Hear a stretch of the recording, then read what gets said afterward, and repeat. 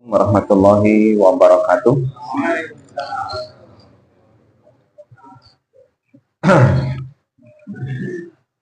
Alhamdulillah. Alhamdulillahi rabbil alamin wal aqibatu lil muttaqin wala udwana illa 'alal zalimin. Wassalatu wassalamu ala asrofil anbiya'i wal mursalin sayyidina wa maulana Muhammadin wa ala alihi wa sahbihi ajmain. Amma ba'du. Alhamdulillah, para jemaah sekalian dirahmati Allah, kita kembali dipertemukan oleh Allah Subhanahu wa taala di aktivitas yang sudah insya Allah sudah cukup lama ini rutin kita kerjakan. Saya lupa berapa tahun sudah ya. Kayaknya 7 tahunan Pak ini Pak. Saya ingat saya itu. Tadi agak terlambat berangkatnya, saya pikir telat Pak. Ternyata masih ada yang telat, bagian nyeting telat. Saya adzan subuh itu berangkat dari rumah Pak. Sampai kata istri, dan nututi di mana tuh jam dan sampai 40 menit. Jadi Papua ke sini Pak.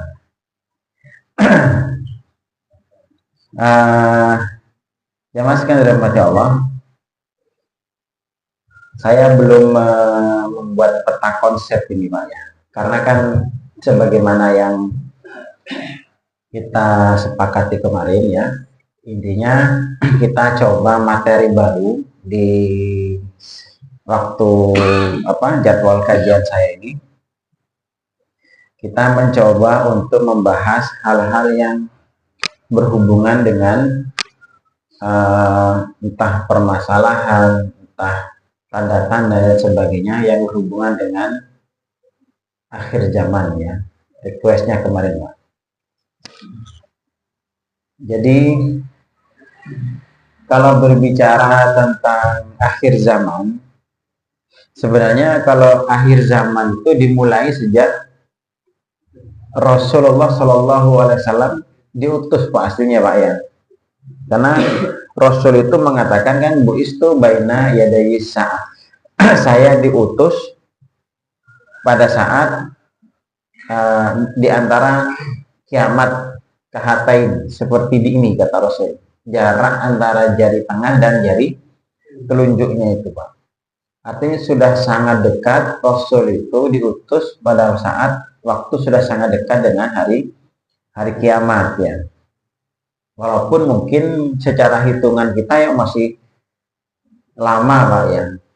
Karena kan memang hitungan Allah dengan hitungan kita tuh beda di dunia dan di akhirat itu. Apalagi kalau kita nanti membahas sebagian usia umat Islam yang dikatakan tidak sampai 1.500 tahun. Dengar tidak itu? Ada yang pernah dengar ya? Kan usia umat Islam itu dalam hadis kan usianya umat Yahudi dikurangi usianya umat Nasrani. Usia umat Yahudi itu berapa tahun? 2000 tahun. Yahudi itu usianya 2000 tahun Pak. Sedangkan umat Nasrani itu usianya 600 tahun. Berarti 2000 dikurangi 600, 1400. Oh, sekarang sudah lebih dari 1400 ya. Sudah 1446. Berarti cocok. Masih ada hadis yang lain tentang Nabi Adam alaihissalam ketika mengajukan permohonan kepada Allah Subhanahu wa taala. Karena usia umat itu adalah Allah menciptakan Nabi Adam itu diberi usia sehari gitu. Tapi kemudian Nabi Adam itu minta tambahan waktu karena kalau sehari itu kurang. Kemudian sama Allah kan dalam hadis riwayat itu ditambahkan setengah hari. Jadi umur umat Islam itu 1 hari setengah. sehari setengah. Nah, sedangkan dalam perhitungan akhirat, satu hari di akhirat itu seperti 1000 tahun. Ka'alfi sanatin mimma ta'udun. Wa inna yauman inda rabbik ka'alfi sanatin mimma ta'udun. Surat Al-Hajj ayat. Sesungguhnya sehari di sisi Tuhanmu seperti 1000 tahun di perhitungan kalian. Artinya 1000 tahun. Nah, kalau berarti usianya umat Islam itu usia manusia 1500 tahun, satu hari setengah berarti 1500 tahun, Pak. Ada sebagian gitu. Berarti umur umat Islam itu antara 1400 sampai 1500, tidak lebih. Ijtihad para ulama begitu. Nah, kita sekarang sudah 1446, berarti kurang 54, Pak. Berarti usia umat Islam, Pak, ya. Nah, ini pemetaannya di mana? Kemarin yang kita bahas itu, Pak. Kemarin yang kita bahas di mana? Tanggung, ya.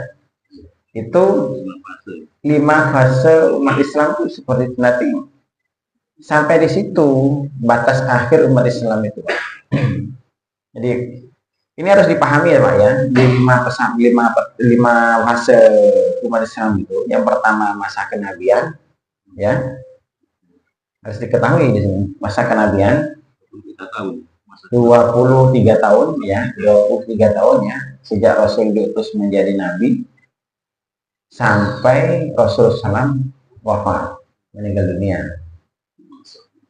Kemudian yang kedua, khilafah ala minhajin nubuwah. Kekhilafahan di atas metode kenabian, masih menggunakan metode nabi, walaupun pemimpinnya sudah disebut dengan khalifah, pengganti, Pak. Ini khalifatur Rasul, pengganti Rasul, dan itu berlangsung selama, kata Rasulullah itu 30 tahun. Salah sunnah ba'di. Al-khilafatu ba'di salah sunnah sana, ya. 30 tahun. Itu berarti fik berakhir sampai meninggalnya Ali, ya. Ada yang menyebutkan Hasan. Tidak meninggal Hasan itu, cuman pemerintahan diserahkan kepada Muawiyah waktu itu, Pak, ya. Tidak meninggal itu Ali, dibunuh oleh orang-orang Khawarij. Nah, kemudian setelah itu kan fase ketiga, mulkan adon, raja-raja yang menggigit. Menggigit apa maksudnya? Sebagian lama menyebutkan disebut sudah bukan disebut khalifah lagi, tapi disebut mulkan, itu kan kerajaan. Adon itu yang menggigit. Sudah bentuknya, sistemnya seperti kerajaan, tapi masih menggigit syariat, gitu loh, Pak. Masih menggigit syariat. Artinya sistemnya sudah kayak kerajaan, cuman masih menggunakan basic aturannya itu menggunakan syariat Islam. Ya, masih menggigit itu maksudnya masih menggigit syariat Islam, Pak. Walaupun sistem pemerintahan, sistem suksesi kepemimpinan itu menggunakan sistem kerajaan, karena kan berganti-ganti, itu sesuai seperti raja. Diganti anaknya, diganti anaknya, diganti anaknya, gitu loh. Seperti dulu ada kerajaan Islam namanya. Iya, karena kan sistem pergantian kepemimpinannya itu menggunakan sistem kerajaan, Pak. Diturunkan ke anaknya gitu. Dinasti, kan. Kalau zamannya khalifah kan bukan. Kayak Rasulullah ke Abu Bakar itu kan voting, ya. Abu Bakar itu diangkat melalui kesepakatan orang-orang Madinah waktu itu, Pak. Kalau Abu Bakar ke Umar itu diangkat, ditunjuk oleh Abu Bakar Siddiq, ditunjuk, Pak, langsung atas wasiat pengangkatan Umar itu. Dengan Umar ke Umar ke Utsman itu pemilu. Ya, enak kalau ngomong pemilu, karena tidak sama, Pak, ya. Ahlul halli wal aqdi, Dewan Syuro, Pak. 6 orang yang bermusyawarah yang ditunjuk oleh Umar, 6 orang untuk dipilih di antara salah satu yang di antara 6 ini. Semuanya 6 ini 10 termasuk 10 orang yang dikabarkan surga oleh Rasulullah SAW.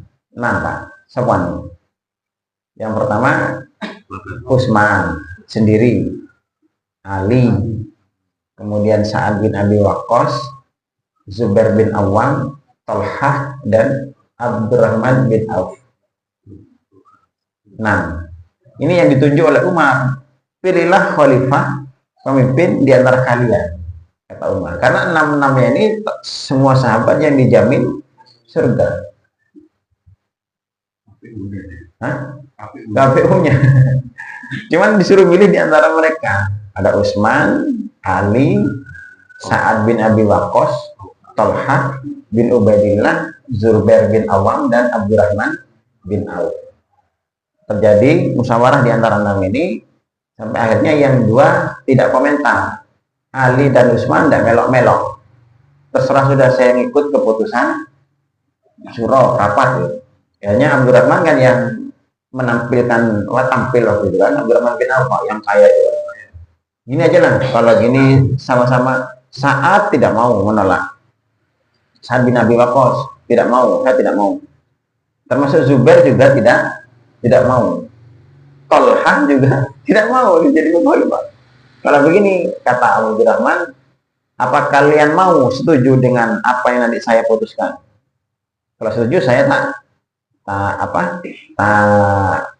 ngangkat salah satu minta kita. Ya sudah, terserah engkau. Jadi akhirnya itu keputusan Abdurrahman bin Auf. Maka kemudian Abdurrahman bin Auf langsung mengangkat tangannya Utsman dan dia berbaiat. Itu model suksesi kepemimpinannya. Setelah Utsman wafat, diganti Ali. Ali itu juga sama, kesepakatan para sahabat utama waktu itu. Karena kondisi Madinah kan luar biasa mencekik, Pak, ya, mencekam ya. Madinah kan kacau balau karena kejadian wafatnya Utsman bin Affan itu. Pembunuhan Utsman. Dan ini juga menjadi salah satu tanda akhir zaman, Pak. Ya. Jadi kalau kita lihat itu ya, ada 4, 1, 2, 3, bukan adon, penguasa yang menggigit ya, raja yang menggigit. Yang keempat itu kan Mulkan Jabariyah, itu penguasa yang diktator. Kemudian yang kelima adalah kembali ke masa kenabian, Mulkan khilafah ala minhajin nubuwah. Nah, sampai di sini umur Islam nanti, Pak.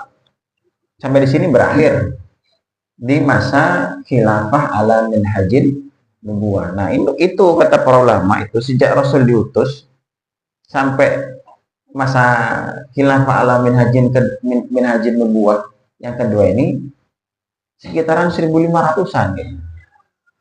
Berarti kalau itu kan berarti sangat dekat kita, Pak, ya. Kalau benar Pak. Mudah-mudahan tidak benar. Kalau benar 1500 tahun, sekiranya 1446.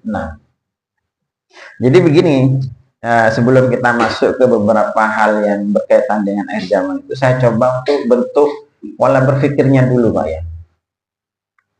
Jadi ketika kita membahas hal-hal tentang akhir zaman itu, jadi ingat ya, akhir zaman itu dimulai sejak Rasul diutus menjadi Nabi, Pak. Jadi kalau kita ingin melihat tanda-tanda akhir zaman, maka tanda-tanda akhir zaman itu bisa ada sejak zaman Rasul diutus sampai ya nanti umat Islam itu selesai. Finishnya kapan umat Islam itu finish? Finishnya kapan? Kiamat. Bukan. Nanti ketika masa 6 tanda besar kiamat, nanti kan ada tanda-tanda besar kiamat, ada tanda-tanda kecil, Pak. Alamatus sugro sama alamatul kubro. Kalau tanda-tanda besar kiamat itu kan ada 10, Pak. Tanda-tanda besarnya, ya, apaan, Pak? Oh, bukan, itu belum pertama urutannya ya. Ini kan, artinya kan acak kan urutannya. Ini tanda besar ya. Kita belum masuk ke itunya, Pak. Tanda besarnya kiamat yang pertama itu adalah khurujud dajjal. Dukhon Pak pertama Pak ya. Ada dukhon. Ada sebagian memasukkan dukhon pertama. Ada sebagian tidak dimasukkan dukhon ya. Dukhon yang pertama yang kita masukkan. Ya, asap tebal. Ayatul kubro ini ya, tanda besar Pak. Kemudian yang kedua, setelah dukhon itu urutannya Pak ya, urutannya. Nanti kita kalau kaji nanti urut Pak. Ya, biar tidak acak di otak kita. Yang kedua adalah khurujud dajjal. Munculnya dajjal yang kedua. Khurujud dajjal. Kemudian yang ketiga, setelah dajjal itu nuzulu Isa ibnu Maryam. Turunnya Isa bin Maryam, Nabi Isa. Itu turun, Pak. Itu urutannya ya. Yeah. Setelah yang itu yang keempat,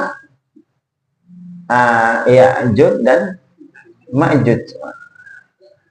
Yang keempat itu satu bangsa ras manusia yang bengis, kejam, tidak punya perasaan sama sekali. Yang setiap siapapun yang ditemui oleh Ya'juj dan Ma'juj pasti akan dibantai. Itu tidak punya perasaan, manusia tapi tidak punya hati, tidak mengenal rasa kasihan sama sekali. Ya'juj Ma'juj. Yang berapa tadi? 4 ya. Yang kelima dabbatul ardi. Oh maaf, keliru. Yang kelima ini Pak, masa kejayaan umat Islam ini Pak. Khilafah ala minhajin nubuwah ini Pak.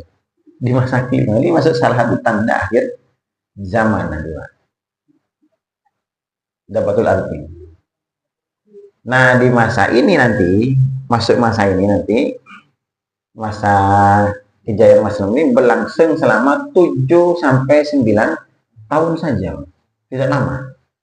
Hanya sekitar 7 sampai 9 tahun. Di masa kejayaan umat Islam itu. Yang ketika masa ini sudah amal soleh berkurang, Pak. Antum tidak bisa sedekah lagi, Pak. Kenapa? Karena antum mau sedekah bingung. Bingung sing mau nerima sedekah. Jadi Pak Sasari gue duit. Ini Pak, Pak Satrio, ini saya ada emas sak gelang sih. Males aku Pak, do omah Pak, geletaan emas Pak, tawon Pak. Jadi podo sugih nih Pak. Jadi benar-benar Islam mendapatkan masa kejayaan. Masih ada apa? Masih ada. Ya.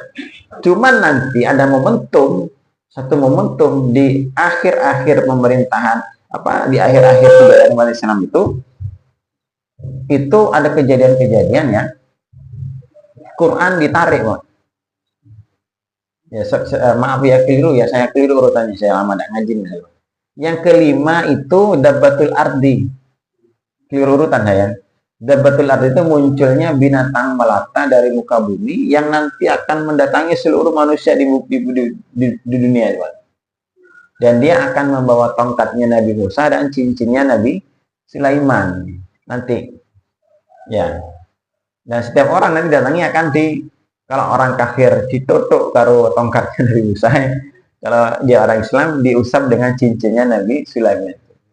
Baru setelah itu yang kafir itu menghitam wajahnya, yang mukmin putih bersinar wajahnya.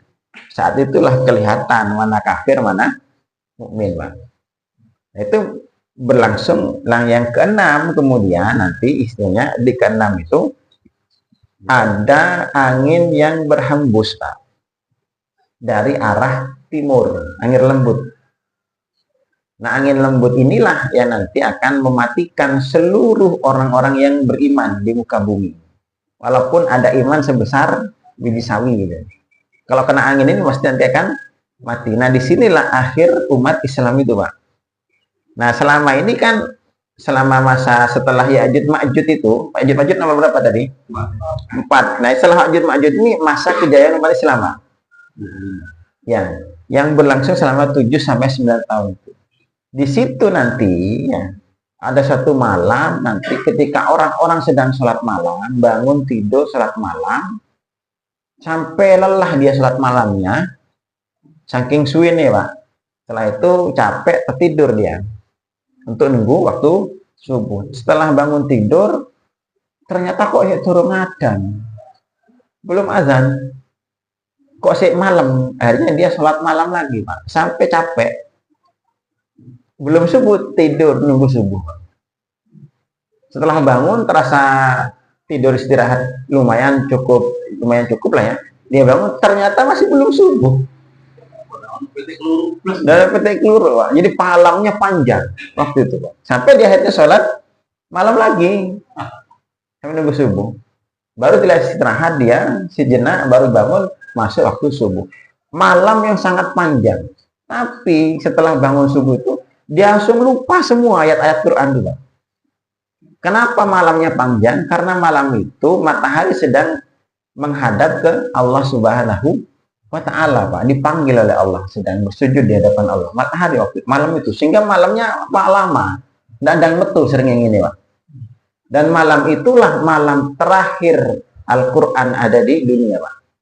Jadi semua mushaf kosong isinya, gini bukan, termasuk di otak kita, di pikiran kita, surat Al-Fatihah saja hilang, Pak. Jadi semua ditarik oleh Allah malam itu, di Quran ditarik. Dan pada saat matahari tidak keluar, besoknya paginya itu, subuhnya itu matahari terbit dari arah barat, Pak, sampai setengah hari. Kemudian setelah duhur balik lagi tenggelam ke barat. Sekali ini tok, jangan. Nah, setelah ini kata Rasulullah itu tersisa satu atau dua generasi sampai nanti terjadi hari kiamat. 1-2 generasi, Pak. 1-2 generasi itu kapan? Berapa tahun? 1 generasi itu mulai seorang bayi lahir sampai dia menikah. Jadi sekitaran sampai usia 25, itu namanya 1 generasi, Pak. Atau 2 generasi berarti siapa dia lahir, menikah, dia punya anak, sampai anaknya juga sampai mau menikah. Berarti sekitaran 40 sampai 50 tahun setelah matahari terbit itu. Jadi tidak langsung terjadi kiamat. Ya. Jadi matahari terbit di barat itu cuma sekali. Dan waktu itu malamnya malam yang sangat panjang karena sedang menghadap ke Allah, malaikat. Apa kok malaikat? Matahari. Nah, baru besoknya itu semua umat Islam dimatikan oleh Allah dengan angin yang berhembus dari arah timur itu. Nah, disinilah akhir umur umat Islam itu, Pak. Setelah itu tidak ada satupun manusia yang Islam di muka bumi. Tidak ada nama Allah, Pak, disebut. Nah, di sini nanti sekitar 40-50 tahun itu baru nanti akan terjadi kiamat kubro itu. Tanda yang ketujuannya. Nanti terjadi penenggelaman dari arah barat, penenggelaman dari arah timur, kemudian api yang muncul dari arah Yaman. Setelah itu terjadilah hari kiamat. Itu tanda besar, Pak, ya. Itu tanda besar. Nanti di akhir itu, Pak. Nah, kalau kita membahas akhir zaman itu berarti akhir zaman itu sejak Rasulullah SAW diutus sampai itu gitu loh, Pak. Jadi sangat, Pak, banyak. Jangan dipersempit dengan akhir zaman kayak hanya 10 tanda besar. Itu tanda besar loh ya. Tanda-tanda kecilnya terjadi sejak zaman Rasul. Contoh beginilah ya. Karena kan kalau kaitan dengan tanda, antum tahu tidak tanda? Tanda itu apa fungsinya sih? Kalau kita misalnya nyetir mobil ya, atau naik sepeda motor, kemudian di jalan ada tanda-tanda kan, ya, kayak gitu. Itu lampu-lampu ya kan, tanda kan, dengan marka, disebut marka. Misalnya, oh ini ada garis, ada belok kanan, berarti kita kan persiapan sebentar lagi mau belok kanan.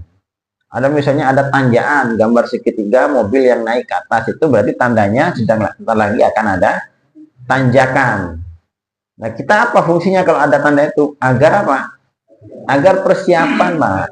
Nah, kalau ini ada tanda tanjakan, berarti kita harus mengurangi gigi, Pak ya.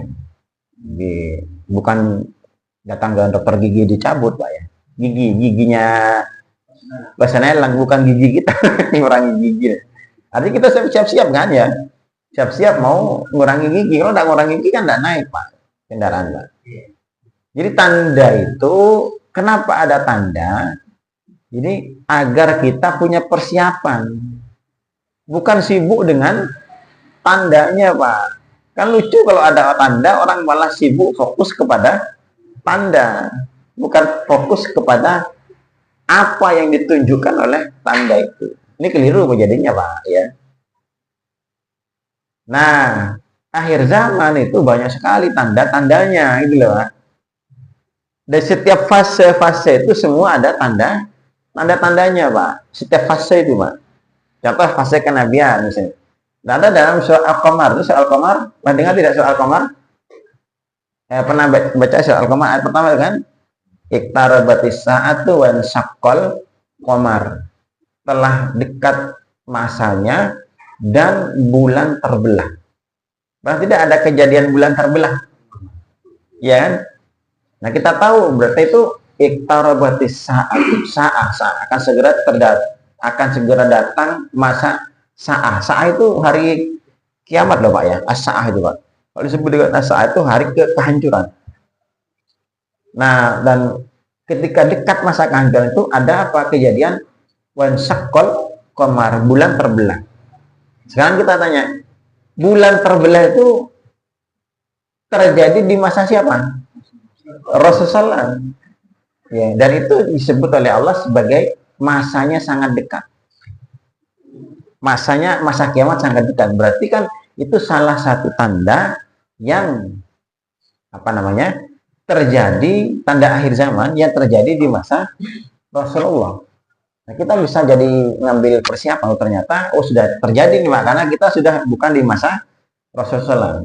Kalau misalnya orang para sahabat waktu itu yang melihat tanda bulan terbelah itu, mereka bisa tahu, ini ternyata kita sudah sangat dekat dengan akhir hari kiamat, Pak.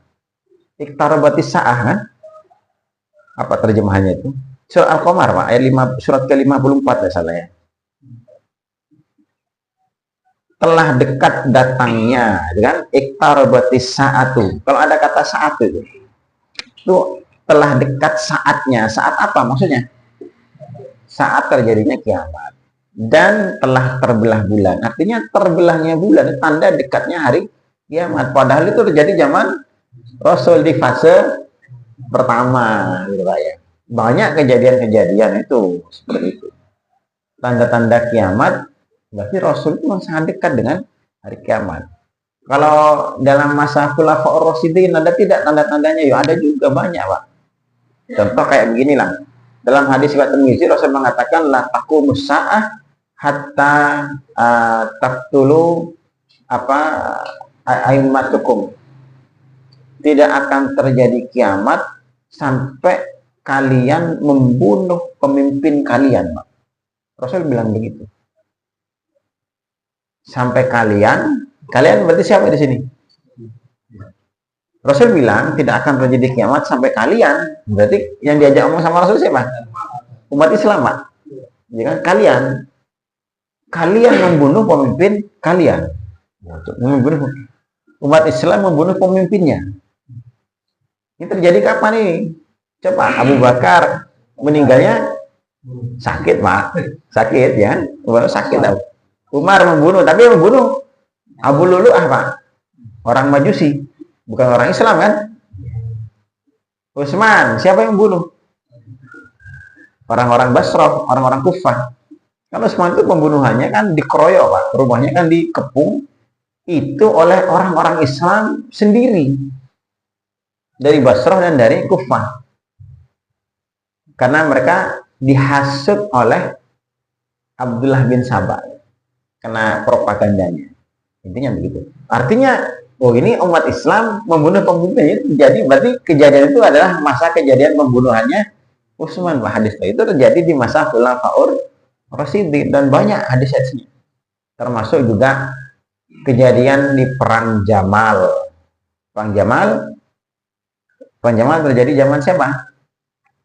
Zamannya Ali. Artinya begini, Pak, kalau kita membahas akhir zaman, bisa kita membahas masa kenabian, ya, bisa kita membahas masa Khulafaur Rasyidin, bisa juga kita membahas masa Mulkan Adon, Pak. Itu masuk kategori akhir zaman. Yang di situ kita pelajari, kita ambil pelajaran, kita ambil ibrah di situ sebagai bekal kita menjalani kehidupan di akhir zaman ini, Pak. Jadi panjang jadinya. Nah, bukan hanya tentang matahari, tentang Dajjal, ya itu bagian salah satunya, gitu loh Pak ya. Termasuk tanda-tanda kecil. Jadi semuanya harus kita ketahui. Makanya kan Rasul menyampaikan hadis-hadis akhir zaman ini luar biasa Pak. Suatu hari kan kata Abu Hurairah, kata Abdullah bin Abbas, kalau salah ya. Ketika sholat subuh, Rasul itu ba'da sholat subuh langsung naik ke mimbar Pak. Kemudian belum menyampaikan ceramah, pidato tentang kabar-kabar fitnah yang akan terjadi di akhir zaman itu Pak. Sampai kata Ibnu Abbas waktu itu, saya berpikir Rasul akan berhenti setelah matahari terbit suruh. Ternyata tidak. Terus berceramah tuh. Dan tidak ada satupun dari kami yang bergerak. Jadi kalau pengajian itu udah umek Pak. Bukan pindah tempat ya, tidak umek Pak. Diam, fokus mendengarkan Rasulullah menyampaikan berita-berita tentang, kalau istilahnya begini Pak, istilahnya nubuah. Jadi kalau saya nanti menyebut nubuah, artinya hadis-hadis yang berkaitan dengan prediksi-prediksi kejadian yang akan terjadi di akhir zaman. Istilahnya disebut dengan nubuah. Gitu. Nah, sampai terus berlangsung sampai masuk waktu adzan zuhur Pak. Baru Rasul turun dari, tidak sempat sarapan, mangan sebuah pecel dulu Pak ya. Pengajian pari subuh sampai zuhur Pak. Tidak sarapan sahabat itu. Setelah hampir menjelang zuhur, Rasul turun dari mimbar, kemudian dikumandangkan adzan zuhur, kita sholat zuhur berjamaah. Saya berpikir setelah sholat zuhur kita akan pulang. Ternyata Rasul naik lagi ke mimbar Pak. Berceramah lagi tentang berita-berita tentang akhir zaman. Dan saya berpikir setelah itu Rasul akan turun. Ternyata tidak. Rasul terus berceramah sampai menjelang waktu asar. Setelah itu Rasul turun dari mimbar di Masjid Nabi itu ya. Kemudian dikumandangkan azan asar, kita sholat asar berjamaah. Baru setelah itu selesai Pak. Jadi ceramah mulai subuh sampai asar isinya tentang masalah-masalah tentang fitnah-fitnah terjadi akhir zaman. Coba bayangkan Pak ya. Saya aja pengajian bahwa satu hadis Nabi bisa 1 jam Pak. Satu hadis Nabi. Ya bagaimana kalau Rasul ngomong mulai subuh sampai asar, berapa ribu hadis itu Pak. Ini makanya para sahabat nih, hadis-hadis tentang akhir zaman itu masuk ke derajat mutawatir Pak. Kamu mutawatir tidak? Di atasnya sahih Pak. Kenapa? Yang mendengarkan itu lebih dari 8-10 orang. Karena Rasul waktu itu kan sedang ceramah di hadapan para sahabat. Jadi hadis-hadisnya ini benar-benar kuat Pak. Ya. Berita-berita tentang akhir zaman itu. Dan itu banyak sekali. Nah, tidak mungkin kita ngaji sekali Pak selesai. Mungkin. Butuh bisa jadi berbulan-bulan kita untuk mengetahui kejadian itu. Agar bisa kita ambil pelajaran dan kondisi sekarang. Di masa Khulafaur Rasyidin ada. Di masa pembunuhan Utsman, Ali juga ada. Terjadinya perang Jamal contohnya. Ayat kunna di antara tanda-tanda nanti yang akan terjadi pada kalian, kata Rasul kepada Bunda Aisyah waktu itu Pak masih hidup ya. Apa salah satu di antara kalian akan mendatangi Ma'ul Haudah. Salah satu telaga yang bernama Telaga Haudah, dan nanti kalian akan mendengar gong-gongan long-longan anjing. Kejadian itu. Nah, kejadian itu terjadi ketika Bunda Aisyah itu dari Mekah mau ke Basrah, berhenti di satu telaga, di situ terdengar suara lolongan anjing. Baru teringat, ini jangan-jangan ini yang diprediksi Rasul, benar. Dan nanti akan terjadi pembunuhan yang banyak di sebelah kanan kalian, kamu an yaminiha wala simaliha dan wasimaliha. Akan terjadi pembunuhan yang sangat banyak, orang-orang di sebelah kanan kamu dan orang-orang di sebelah kiri kamu. Dan benar itu kejadian perang Jamal kan begitu Pak. Perang Jamal ya, di zaman masa Ali bin Abi Thalib Pak. Ketika waktu itu pasukannya Ali dengan pasukannya Bunda Aisyah difitnah. Padahal malam itu mereka sudah damai Pak, sudah tidak ada masalah. kasusnya. Saya tidak mungkin ceritakan itu, Pak. Intinya terjadi perang Jamal itu. Jadi makanya kita perlu tahu masa-masa kayak gitu, Pak. Kalau di masa Mulkan Adon banyak sekali berita-berita nubuah itu, Pak. Seperti kayak penaklukan Konstantinopel. Terus saya menyebutkan kan falanik mal jais dalikal jais. Latuf tahanna al Konstantiniyah falani mal amiru amiruha walani mal jais dalikal jais. Akan ditaklukkan nanti Konstantinopel. Pemimpin waktu itu adalah pemimpin yang terbaik. Pasukan waktu itu adalah pasukan yang terbaik. Dan benar, siapa yang menaklukkan Konstantinopel? Muhammad al-Fatih. Ketika Muhammad al-Fatih inspeksi pasukannya itu, kan punya pasukan khusus bernama Rossoneri, Pak. Kopassusnya namanya Rossoneri, Pak. Kalau dengar nama Rossoneri, Pak. Ketika ditanya, siapa di antara kalian yang selama hidupnya tidak pernah meninggalkan sholat wajib? Silakan semua, silakan di antara kalian yang selama hidupnya tidak pernah yang pernah sekali meninggalkan sholat wajib, silakan duduk. Tidak ada satupun, Pak. Pasukannya yang duduk, Pak. Karena artinya apa? Pasukannya sejak balik tidak pernah meninggalkan sholat wajib. Siapa di antara kalian yang selama hidupnya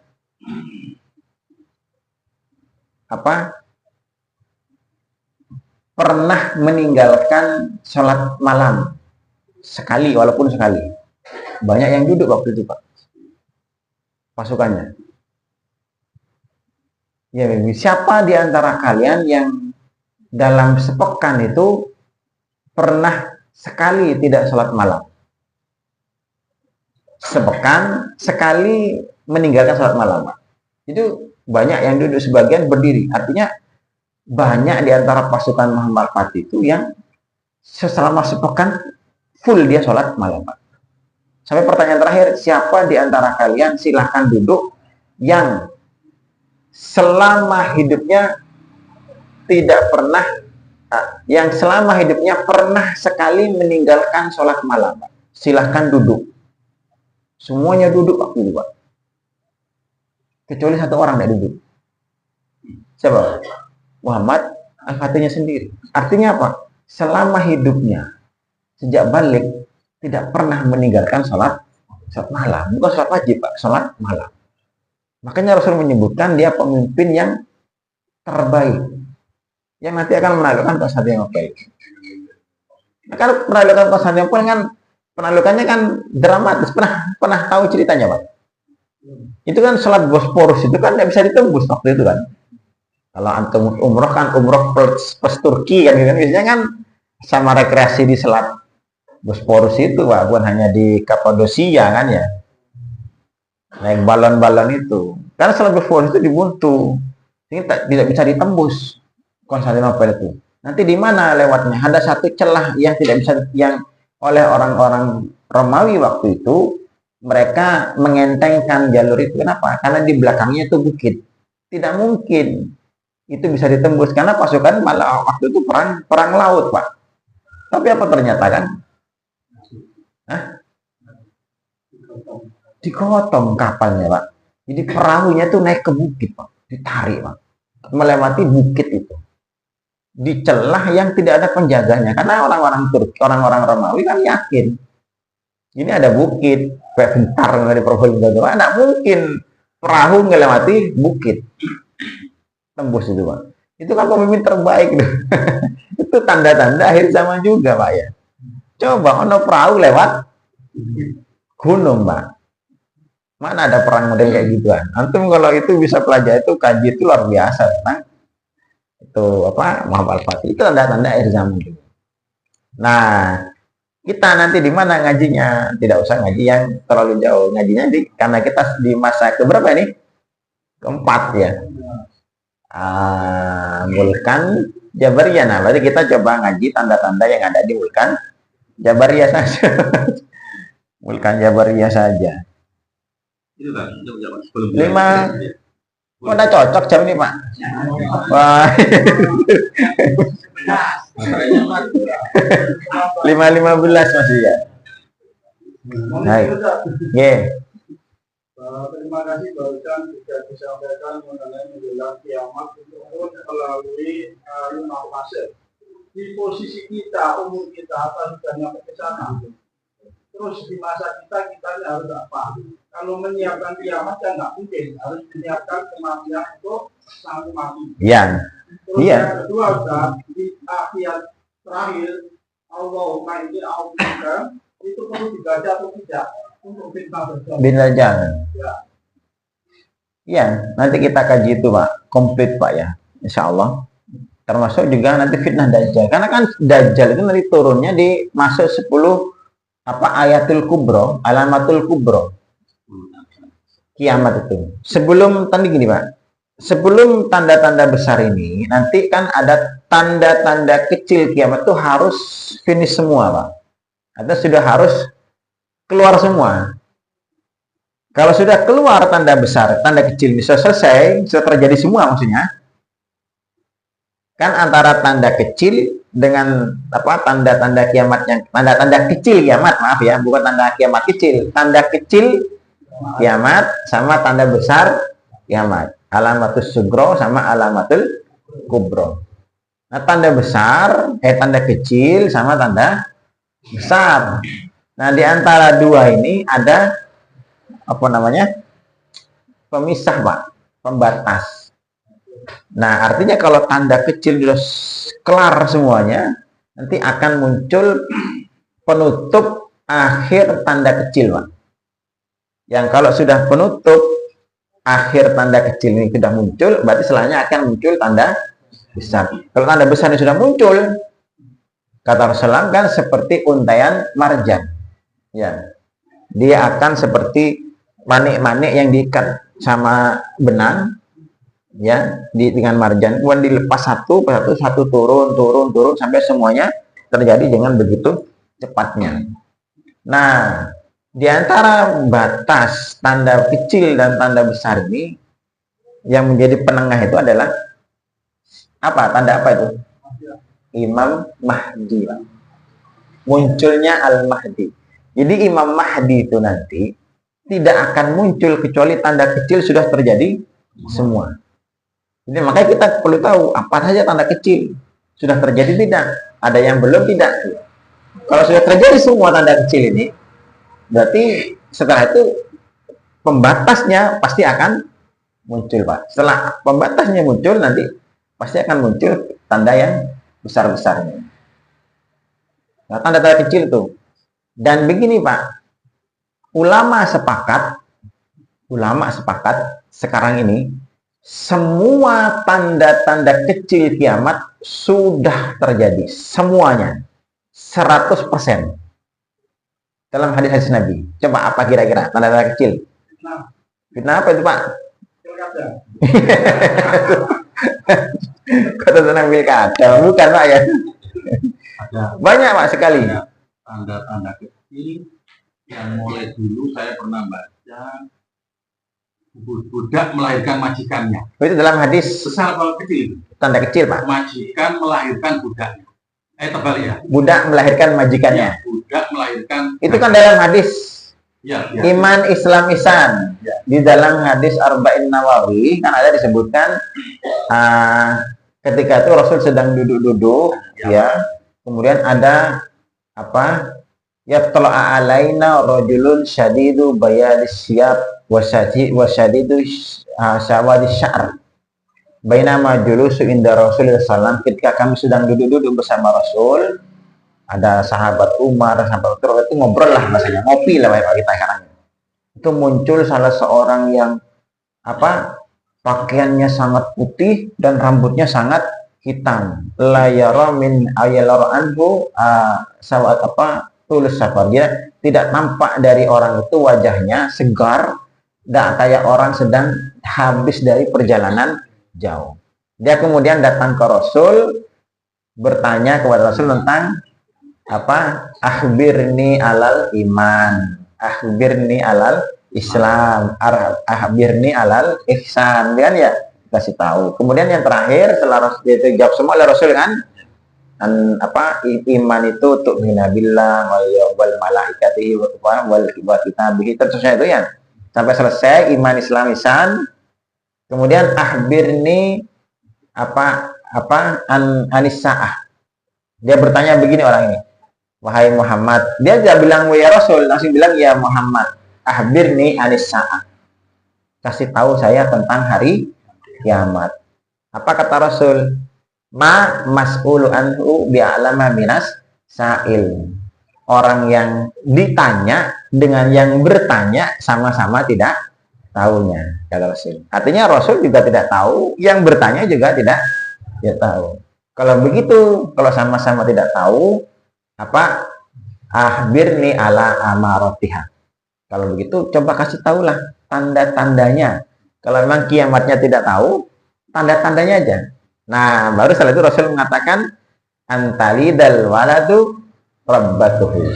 Satu, tanda-tanda kiamat itu nanti pada ada suatu zaman seorang budak melahirkan tuannya.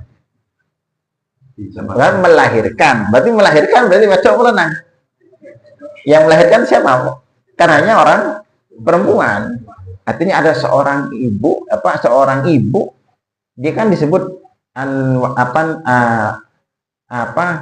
antalidal waladu rabbatuhum. Jadi seorang perempuan yang akan melahirkan tuannya. Ini bisa jadi banyak tafsirnya para ulama. Bisa jadi di akhir zaman itu akan banyak suatu masa nanti ibu orang tua kayak jadi budak. Ya, cilik ngomong anake, lewes gede ngomong, lewes sudah menikah ngomong putune, sering dikongkon-kongkon karo anake. Jadi anaknya kayak menjadi majikan. Terjadi tidak sekarang, Pak? Berarti terjadi, Pak. Itu hadis, Pak. Saya Muslim. Antalidal walatu rabbatuhum. Atau banyak sekali nanti di akhir zaman itu anak yang suka ngatur-ngatur orang tua. Jadi kalau kejadian itu terjadi sudah sangat dekat, tanda kecil. Kemudian yang berikut dalam hadis itu kan antarul hufatal uratal alah yastatawuna fil bunyan. Hadisnya satu paket Pak ya. Di riwayat Muslim. Kamu akan melihat orang-orang yang antarul hufatal uratal, orang yang suka bertelanjang dada. Artinya dia tidak pakai baju. Uratal hufatal yang dia tidak pernah pakai sandal, bahkan sandal jepit tidak cekeran biasanya. Dan Allah sangat miskin, Pak. Yang biasa ri'a asya, yang biasa pekerjaannya itu menggembala kambing. Jadi ada satu kaum, satu manusia, kelompok manusia, dia tuh kalau menggembala kambing cekeran, tidak pakai sandal, tidak pakai baju, hanya pakai celana, ya, dan miskin.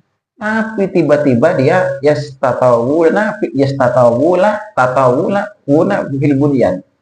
Dia tiba-tiba berlomba-lomba membangun gedung-gedung yang tinggi. Sampingnya banyak, Bro. Ini siapa ini?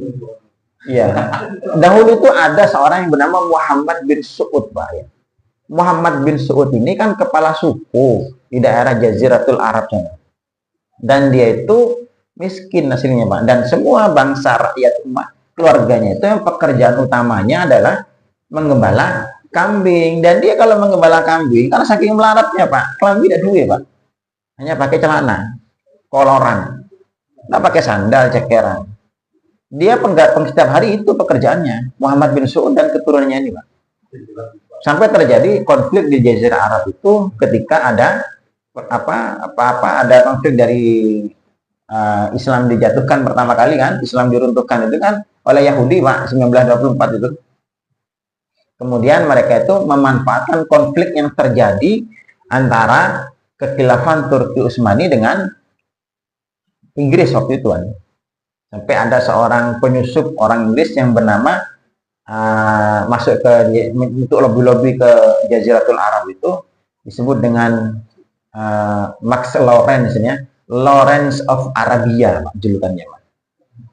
Sampai dia bekerja sama memperbaiki situasi itu, Dia ada deal, akhirnya dia memanfaatkan itu, mampu mengambil kesempatan, Pak. Akhirnya dia apa?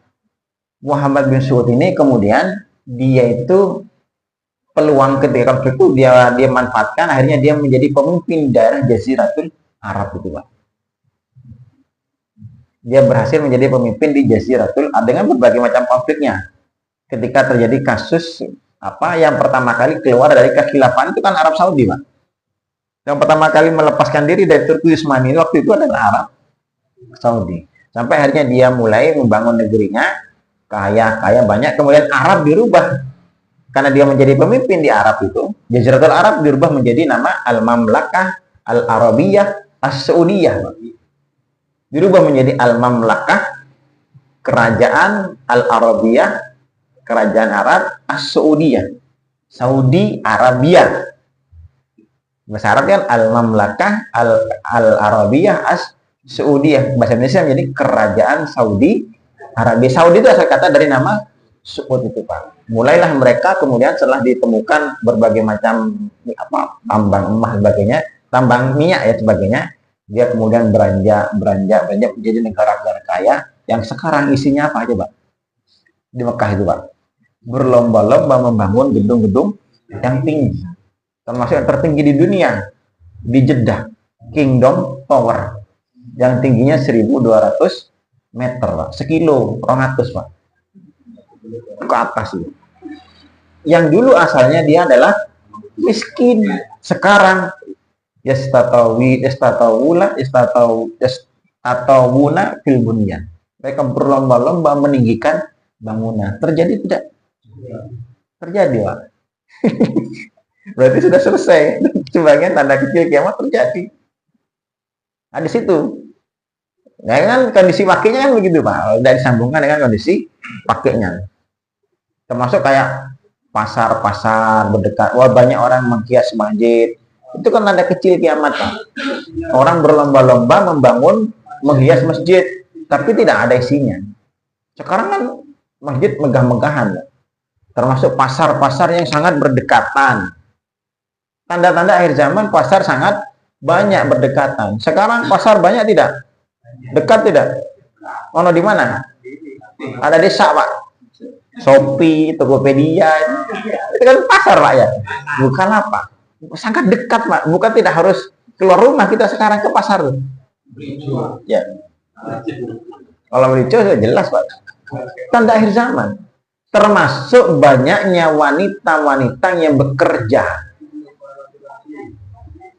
Wanita pekerja itu salah satu tanda akhir zaman. Sudah mulai terjadi tidak? Tanda kiamat kecil tuh, Pak. Banyaknya wanita-wanita karir yang bekerja di luar rumah. Sekarang ini namanya pekerja-pekerja, pom bensinnya, Pak, di sini. Wedok kabeh, Pak, ya kan? Mulai, Pak, itu. Jadi kata para ulama, sekarang ini semua tanda kecil, kalau antum nanti membahas tanda kecil, semuanya sudah terjadi. Mau apapun terserah, Pak, ya. Intinya kejadian ini sudah terjadi. Yang kita bahas kan kejadiannya. Artinya tanda kecil itu sekarang semuanya sudah terjadi. Berarti kalau tanda kecil terjadi, setelah itu akan muncul tanda, bukan tanda besarnya, pembatasnya, Pak. Imam Mahdi. Nah, kita akan bahas tentang Imam Mahdi nanti, Pak, di pertemuan berikutnya. Yang mana? Fitnah Dajjal. Iya, karena kan sekarang Dajjalnya kan belum muncul, Pak. Ya kan? Nanti Dajjal itu kayak apa, ciri-cirinya, seperti apa, sikapnya sebagainya Dajjal. Tapi Dajjal itu kan begini, intinya begini, Pak. Urutannya, Pak. Biar mudah dipahami ya. Asal mula dari iblis. Iblis itu kan dengki, Pak, ke Adam kan ya. Karena dia disuruh sujud ke Adam kan, maksud dia sudah mengabdi ribuan tahun. Akhirnya kan dia dicap kafir oleh Allah, menjadi penghuni neraka abadi kan, kekal di neraka. Nah, iblis itu kan dendam. Janjinya iblis kan apa? Fabima aghwaytani la'aqudanna laka siratal mustaqim. Summa la'aqudanna apa? Saya akan surah Al-A'raf, saya agak lupa kan. min baini aydihim wa min khalfihim wa an aymanihim wa an sama'ilihim summa la tajidu aktsarakum syakirin. Jadi apa namanya nih? Sumbarannya iblis itu. Dia akan menyesatkan banyak dari keturunan Adam. Sampai mayoritas kalian nih, keturunan Adam itu masuk neraka bersama saya. Jadi tujuan iblis itu bukan hanya sekedar mengajak manusia masuk neraka, bukan, Pak. Ingat ya, tujuan iblis itu mengajak manusia masuk neraka, kekal di dalamnya. Karena kalau sekedar masuk neraka, kalau masih tidak, kan bisa jadi dicuci dulu, dilondre, setelah itu kan dikeluarkan kan. Ini iblis tidak mau. Karena kalau begini lama-lama dia kehabisan teman di neraka. Maka targetnya gimana caranya membuat manusia kekal di neraka. Salah satu perbuatan dosa yang buat orang kekal di neraka adalah syirik, Pak. Makanya kesyirikan ini menjadi andalan iblis, senjata utama agar bisa dilakukan oleh manusia. Fitnah kesyirikan. Nah, sedangkan iblis kan tahu, Pak, menggoda manusia ini bangsa manusia dengan bangsa jin, iblis kan bangsa jin. Itu kan dua dimensi yang berbeda. Karena apa? Jin tidak bisa memaksa manusia. Karena beda ras. Ini ras dari bangsa jin, ini ras bangsa, tidak bisa maksimal menggodanya. Maka iblis butuh agen dari bangsa manusia yang diprediksi dia seperti iblis, Pak. Wataknya, sifatnya, karakternya yang tidak bisa diharapkan sudah akan beriman, tidak mungkin beriman lagi. Di scanning sudah, di scanning, di searching, hunting, ya ketemulah Dajjal ini, Pak. Karena Dajjal ini bangsa manusia kan, tapi dia tidak mungkin sudah akan ada potensi menjadi beriman, tidak mungkin. Maka jadilah Dajjal ini agennya iblis. Karena nanti bisa menggodanya lebih maksimal. Kalau iblis jin dengan manusia itu kan cuma ngiming-ngimingi, Pak. Tapi kalau manusia sama manusianya kan itu kan bisa lebih maksimal. Kayak godaan setan sama godaan wanita, mana yang lebih besar? Lebih besar godaan wanita, Pak. Karena Pak, wanita bangsa manusia, setan bangsa jin. Beda bangsa, tidak bisa maksimal. Nah, cuma kan masalahnya ada masalah lagi, Pak. Dajjal ini kan sama Allah kan dihukum dia. Sampai sekarang kan masih di penjara, Pak. Dalam sebuah di antara lautan di daerah sekitar lautan Yaman, kepulauan Yaman ya. Masih di kerangkeng sehingga dia tidak bisa tidak bisa menggoda manusia secara maksimal. Maka Dajjal ini kemudian mencari agen-agen lagi, Pak. Satu kaum, satu bangsa yang nanti bisa menggoda manusia, memaksa manusia untuk berbuat syirik, yang kemungkinan besarnya dia sudah tidak mungkin beriman. Di searching sama Dajjal itu kan, ternyata ketemulah bangsa Bani Israel, Pak. Jadi bangsa Bani Israel itu adalah kepanjangan Dajjal, Pak. Yang sudah tidak mungkin diharapkan jadi baik, Pak. Sampai sekarang. Nah, dia di fungsinya untuk apa? Mengajak manusia agar jadi rusak. Kan sama-sama manusianya. Nah, sebelum Dajjal muncul inilah nanti orang-orang Bani Israel ini nanti yang akan menyebarkan tipu daya Dajjal ini, Pak. Nah, tipu daya Dajjal itu namanya fitnah Dajjal. Jadi fitnah Dajjal nanti akan muncul dulu sebelum Dajjalnya sendiri yang muncul. Makanya kita minta apa? Wa min syarri fitnatil masihid Dajjal, dari keburukan fitnah Dajjal. Tepat, fitnah Dajjal apa? Fitnah Dajjal ya fitnah yang disebarkan oleh bangsa Yahudi Israel ini, Pak. Berarti sejak kapan itu, Pak, dimulainya? Sejak runtuhnya Mulkan Adon diganti dengan Mulkan Jabariyah. Karena runtuhnya kekhilafahan Utsmani itu siapa yang menghancurkan, yang meruntuhkan? Yahudi. Maka fix setelah itu fitnah Dajjal starting dimulai, Pak. Sampai kapan sekarang? Sampai kapan berlakunya? Sekarang masih berlaku. Jadi kita ini sekarang hidup di masa era fitnah Dajjal.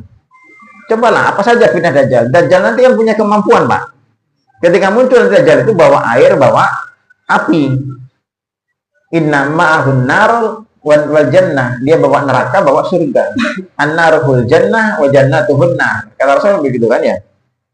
Nerakanya adalah surga, surganya adalah neraka. Dia bawa api dan air. Airnya adalah api, apinya adalah air. Jadi Dajjal itu salah satunya punya kemampuan merubah hakikat sesuatu, Pak. Api kelihatan air, air kelihatan api. Salah kelihatan benar, benar kelihatan salah. Inilah kemampuan, salah satu kemampuan Dajjal. Maka sekarang ada tidak kejadian seperti itu? Yang salah dianggap benar, yang benar dianggap salah. Yang baik dianggap buruk, yang buruk dianggap baik. Inilah fitnah Dajjal, Pak. Gimana antisipasinya? Gimana caranya? Nanti di kajian ini kita perlu, Pak, ngajinya, Pak. Itu salah satunya fitnah Dajjal kan, yang baik dianggap buruk, buruk dianggap baik. Yukadzibuhu shadiq wa yusaddiquhul kadib. Yang jujur dianggap pendusta, yang dusta dianggap jujur. Terjadi juga sekarang fitnah Dajjal. Fitnah Dajjal itu begitu, Pak. Apalagi fitnah Dajjal. Ya kemampuan Dajjal, nanti kalau kita kaji Dajjal itu luar biasa. Dajjal itu punya kemampuan menghidupkan orang mati, ya kan? Ada orang mati nanti diusap, bangkit ya. Bisa menghidupkan orang mati. Artinya Dajjal punya skill, kemampuan yang di atas rata-rata. Kalau sekarang dia bisa dikatakan dengan teknologi yang luar biasa. Yang bahkan tidak bisa dilakukan oleh manusia, bisa dilakukan oleh Dajjal. Teknologi sekarang artificial intelligence. Iya, teknologi AI. Sing itu enak ngerti, Pak. Itu karena luar biasa sekarang, Pak. Semua yang tidak bisa dilakukan manusia sekarang bisa dilakukan oleh robotik itu, Pak. Fitnah Dajjal salah satu teknologi, Pak, yang membuat orang semakin lupa kepada Allah jadinya. Karena saking mengandalkan teknologi. Ya, itu luar biasa, banyak sekali fitnah-fitnahnya. Kita bisa kaji nanti pelan-pelan, Pak, gitu, Pak, ya. Sehingga nanti termasuk carut-marutnya kondisi perpolitikan, perekonomian, ini juga bagian dari fitnah Dajjal dan harus terjadi seperti ini. Sebab kalau tidak seperti ini berarti tidak sesuai jalur, Pak. Maka dunia semakin rusak, semakin kacau balau, itu memang harus begitu. Jangan berharap semakin baik, justru harus semakin rusak. Nah, disinilah kita punya persiapan. Nanti ngajinya pelan-pelan itu, Pak. Nanti kita ngaji mulai dari Al-Mahdi nanti. Kejadian-kejadian, kasus, kisruh, kekacauan apa saja terjadi di masa-masa menjelang munculnya Al-Mahdi. Termasuk peperangan. Bagian ini bagian dari urutan itu, Pak. Sehingga nanti kita bisa melihat peta zaman itu tidak terlalu getun-getunan, Pak. Sekarang kan dididik getun kan. Karena sering apa? Tidak memahami situasi kita. Nah, kalau paham nanti insya Allah datang sering getun-getunan, Pak. Kalau kejadian ini biasalah, Pak. Yang penting apa? Kita persiapannya. Persiapan kita menyambut hari itu. Jadi itu sementara ya. Masih mukadimah pemetaannya. Tambah nanti pertemuan berikutnya tentang Al-Mahdi. Karena ini Al-Mahdi kan tanda kecil tidak akan kita bahas ya. Tanda kecil sudah terjadi semua. Tanda kecilnya apa saja, kayak Mekah sudah mulai hijau ya, biasa haji atau umroh. Lihat perjalanan atas sepanjang Madinah Mekah itu kan hijau royo-royo, Pak. Mana ada padang pasir hijau royo-royo, Pak? Itu kan subur. Sampai sering banjir. Itu tanda-tanda akhir, tanda-tanda kiamat kecil itu. Ketika ini sudah mulai subur. Banyak sekali, sudah terjadi semua. Nah, kita bahas pembatasnya nanti, mulai dari Al-Mahdi ini sangat banyak nanti kejadian-kejadian di masa Al-Mahdi ini. Sementara itu ya, kita tutup dengan maaf dari saya, mohon kurang lebihnya. Assalamualaikum warahmatullahi wabarakatuh.